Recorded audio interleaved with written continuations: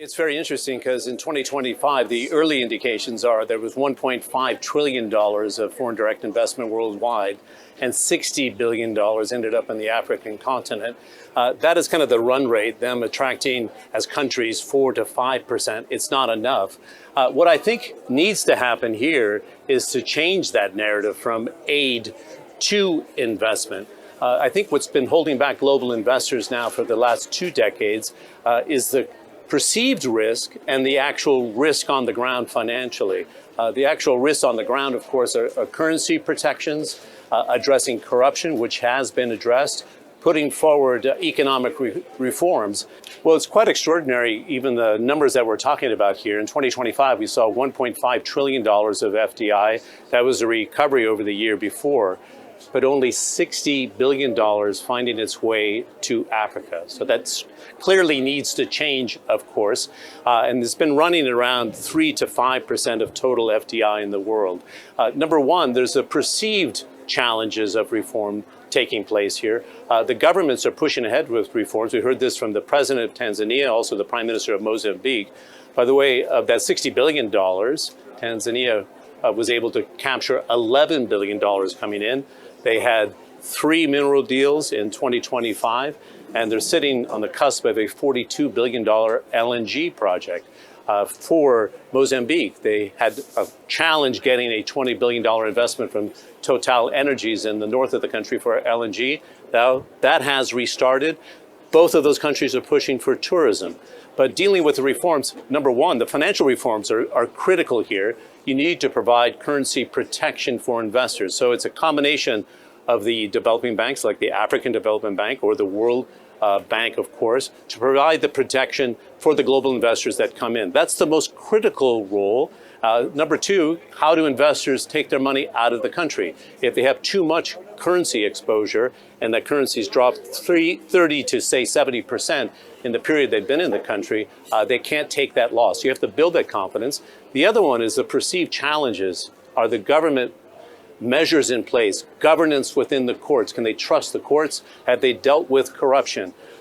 We've talked in my last 30 years of coverage with CNN as emerging markets editor about the African decade. This window between 2026 and 2040 is critical for Africa because it has the fastest growing population in the world. But number two, the world needs what Africa has right now. It's a growing middle class, so they're very good consumer markets, of course. But number two, they sit on vast natural gas resources, for example. We need this for the energy transition, but also the critical minerals, for example, in the countries I was talking about. They have the critical minerals that you need for this energy transition, for solar panels, for battery storage, for wind turbines, for computer chips. For the advancement of AI, you need Africa as part of that equation. And we should not overlook the role Africa can play within the agriculture sector. It has the land mass, it needs the infrastructure, and we're talking about sovereign assets here. They're not a great risk for global investors as long as we provide that protection I was talking about for that trust and comfort for global investors to come in. Well, number one, it is the largest consumer market. It has a very fast-growing middle class. They're very sophisticated when it comes to the telecoms infrastructure and the use of that for the banking sector. There's always been this challenge for Nigeria. Have they dealt with corruption on a national level and state by state? I know the president and the government there has called this decade the decade of natural gas, and they're not looking for off-takers, for example, of their natural gas and their oil. They're looking for investors, and they passed that petroleum law. It also deals with natural gas. It's the confidence of those laws that have been passed to make sure that global investors have that trust. Also, the Nigerian currency has been under a lot of pressure. So before I was talking about how do you provide that security to investors, this again is the role of the national central bank, but it's the regional banks, it's the banks within Africa to provide that comfort and support to protect global investors when they come in.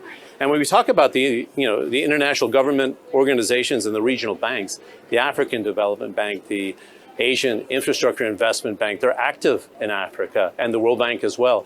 That's the most critical roles they can play here to invite the private capital coming in. And by the way, there's a huge infrastructure built out in Nigeria right now. It needs that global capital. So these that trust barometer in Nigeria, I think, is the most important element to this conversation. The need of the world for what Africa has, and also we're looking for fast-growing emerging markets in which you want to invest in the consumer growth. Dr. Adesina, the former president of the African Development Bank, was suggesting here you have population growth, but the continent in this last 25 years was the fastest growing continent in the world. And that's comparing against, say, a bloc like Southeast Asia. And that's the projection to 2030. So the growth is there. You have a youthful population. And going back to what I was saying before, you can't pick a continent that has the blessing of the natural resources that Africa sits upon. So it's imperative for the government to build the infrastructure around these natural resources. So when an investor comes into an oil, natural gas, a minerals project, that the infrastructure is world class, it has the support of the government and the transparency of the government for these global investors to come in. By the way, I've been covering that region, the continent and emerging markets for 3 decades. I think it was premature to say before that this is the African decade. Because of what the world needs, partially on the growth side, but because of the natural resources, the talent, the youth, and the critical minerals, in particular for the development of artificial intelligence and for the energy transition, this is the African moment. But I also believe it's time for the international governmental organizations and the regional development banks to think differently. What are the global investors looking for? They need protection to take on that risk, but they should be backed by the governments. They're sovereign assets which should have the backing and the credibility and the credit rating they deserve. For example, I chaired a panel on zero bureaucracy and how to reduce bureaucracy for your customers. And I thought that was an interesting conversation because the customers are your citizens, but they're also the businesses on the ground and the global business investors that want to come into a country. So making it very efficient to come in.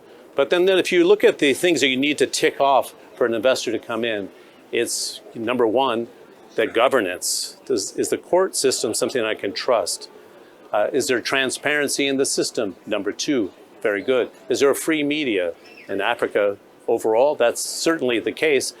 And number four now is how efficient is your government to interface with global investors who can pick any corner of the world. So they want to move with speed, they want to move with trust, and they want to make sure that you have their back, if you will. So the innovations we're talking about here when it comes to governments is, can you protect your investors from coming in and give them those guarantees that they're looking for? Can they exit when the time is right with their profits and not have a currency depreciation get in their way? What sort of guarantees can you give them? And you know what? By the way, people don't want to leave Africa. It's a fast-growing population, great consumer growth, and other sectors outside the natural resources. We need land around the world. There's climate change taking place. They just need to build that infrastructure to make it very easy for investors to come in and stay in Africa to enjoy what I really believe this window between now and 2040 is critical for the world to get it right, but also for Africa to do the same.